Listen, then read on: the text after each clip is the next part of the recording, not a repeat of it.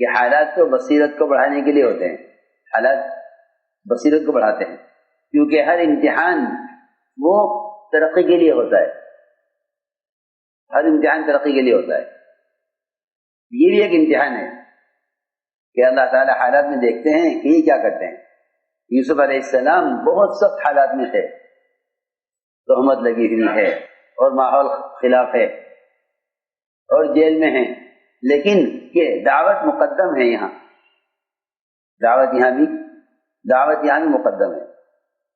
یہ نہیں کہ ہم حالات سے نکل جائیں پہلے، کہ دعوت یہاں بھی مقدم ہے، کہ جیل کے ساتھی نے خواب سنایا تو حضرت یوسف علیہ السلام نے خواب کی تعبیر بعد میں دی، دعوت پہلے دی، دعوت مقدم۔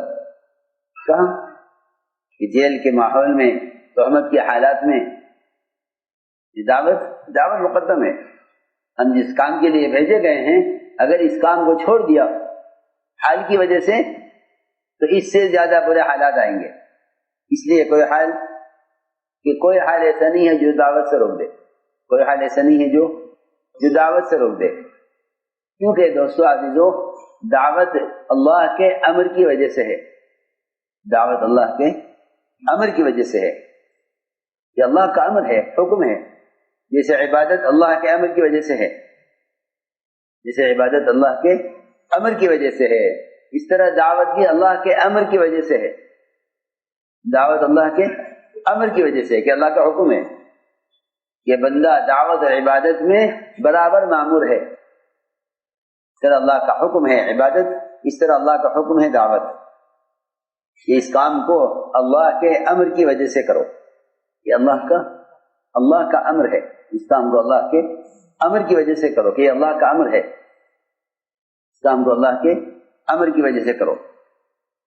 اگر اللہ کے اس امر کو اس کے امر کی وجہ سے نہیں پورا کیا تو جو علتیں پیش آئیں گی وہ کام سے روک دیں گی،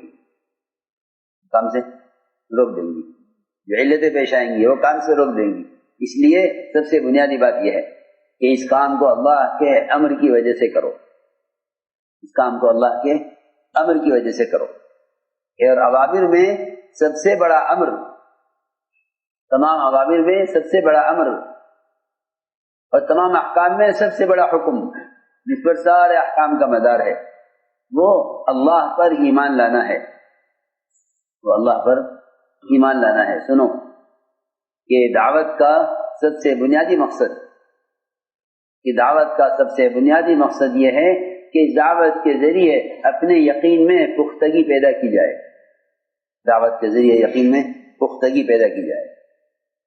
وہ میری بات بہت دھیان سے سننی ہوگی، یہ دعوت کا مقصد ہے کہ دعوت کے ذریعے اپنے یقین میں پختگی پیدا کی جائے، کیونکہ دعوت کا مقصد ہی پختگی پیدا کرنا ہے، دعوت کا مقصد پختگی پیدا کرنا ہے، کہ دعوت کے ذریعے سب سے پہلے اپنے ایمان میں کمال پیدا کیا جائے، یہ اس امر کے پورا کرنے کا مقصد ہے۔ سنو، دعوت کا امر اور ایمان لانے کا امر، کہ ایمان لانے کے امر کو دعوت کے طریقے سے پورا کرو، میری بات دھیان سے سننی ہوگی، اللہ پر ایمان لانے کے حکم کو دعوت کے طریقے سے پورا کرو، اللہ پر ایمان لانے کے حکم کو دعوت کے طریقے سے پورا کرو۔ دعوت طریقہ محنت کا نام ہے، دعوت طریقہ محنت ہے، کہ دعوت طریقہ محنت کو کہتے ہیں۔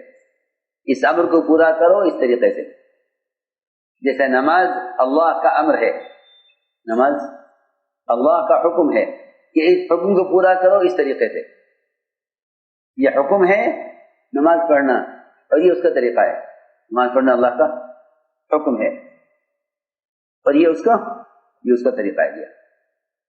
زکوٰۃ دینا اللہ کا حکم ہے اور یہ اس کا طریقہ ہے، حج کرنا اللہ کا حکم ہے، یہ اس کا طریقہ ہے۔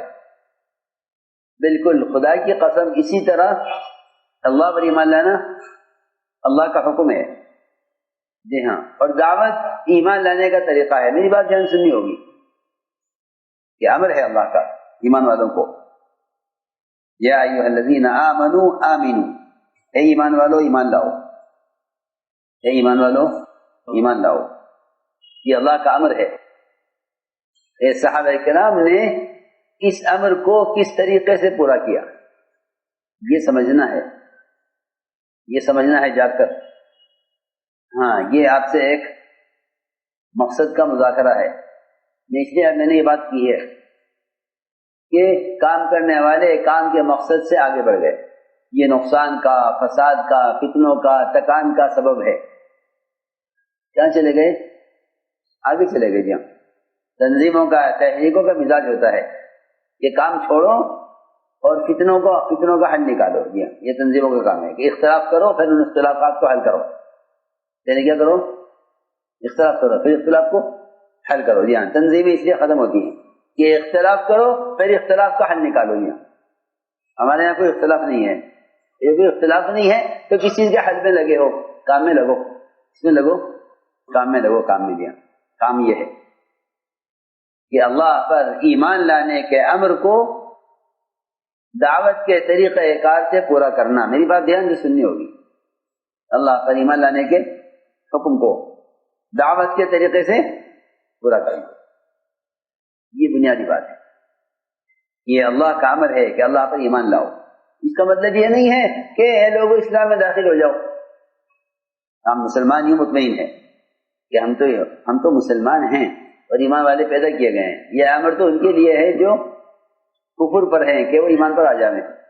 یہ نہیں، یہ بات نہیں ہے، بلکہ بات یہ ہے کہ اسلام کی دعوت کافروں کے لیے ہے اور ایمان کی دعوت مومن کے لیے ہے۔ یہ امر مومن کے لیے۔ یا ایھا الذین آمنوا آمنوا، اے ایمان والو تم ایمان لاؤ، اے ایمان والو تم ایمان لاؤ۔ اس امر کو پورا کرنے کا طریقہ کیا تھا اور اس امر کو پورا کرنے کی محنت کیا تھی، یہ سمجھنا چاہیے کہ صحابہ نے اس امر کو کیسے پورا کیا، اس کا کیا طریقہ محنت تھا۔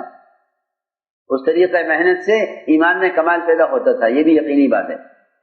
لیکن ہم بنیادی کاموں سے آگے بڑھ گئے، بنیادی کاموں سے آگے بڑھ گئے۔ جی ہاں، مشورے، میٹنگیں اصل ہو گئی اور دعوت چھوٹ گئی۔ میں کچھ کہنا چاہتا ہوں کہ جو اس کام کی خیریں اور اس کی برکتیں اس کام کے ساتھ تھی کہ وہ اب نظر نہیں آتی، اس کی وجہ یہ ہے کہ جو خیر اور برکت کا بنیادی عمل تھا، افرادی دعوت، وہ چھوٹ گیا بیانات کی وجہ سے اور مشوروں کی وجہ سے۔ جی ہاں، اور فتنوں کو حل کرنے میں مشغول ہو گئے، کام چھوڑ کر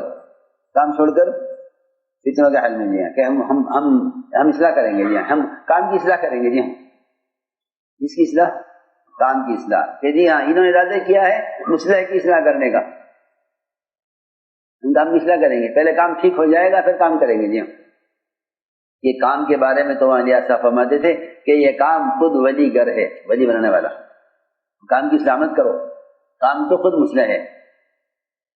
تو میں عرض کر رہا کہ صحابہ کو اس کا حکم تھا کہ اپنے ایمان کی تجدید کرو۔ صحابہ نے عرض کیا کہ کیف نجدد ایماننا، یہ ایمان کی تجدید کیسے کریں؟ تو آپ نے فرمایا اکثروا من قول لا الہ الا اللہ، کہ لا الہ الا اللہ کی کثرت سے اپنے ایمان کو تازہ کرو۔ یہ بات یاد رکھنا سب کہ اس کی کثرت سے صرف اس کا ذکر کرنا مراد نہیں ہے۔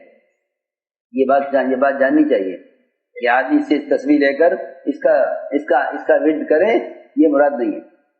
میری بات دھیان سننی پڑے گی جا کر کہ اس کی کثرت کا مطلب یہ ہے کہ کلمہ لا الہ الا اللہ کے مفہوم کی کثرت سے دعوت دو، اس کلمے کے مفہوم کی کثرت کے ساتھ دعوت دو۔